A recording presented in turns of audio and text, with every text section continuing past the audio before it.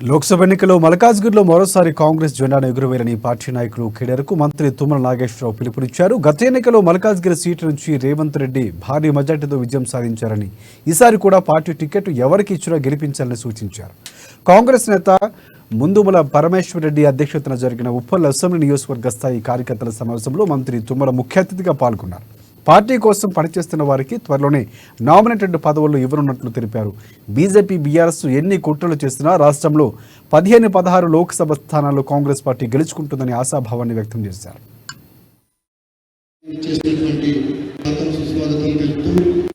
మల్కాజ్గిరి విజయం కోసం ఈ ఉప్పల్ నియోజకవర్గ ముఖ్య కార్యకర్తల సమావేశం జరిగింది.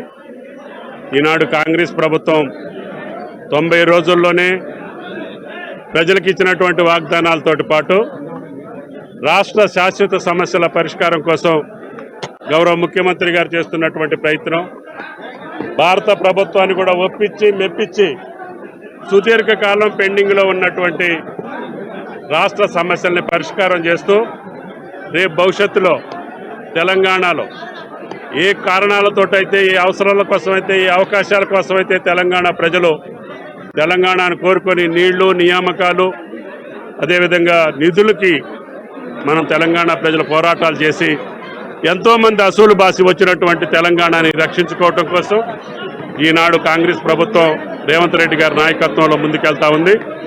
దానికి ఈ రోజున రేపు జరగబోయేటటువంటి పార్లమెంట్ ఎన్నికల్లో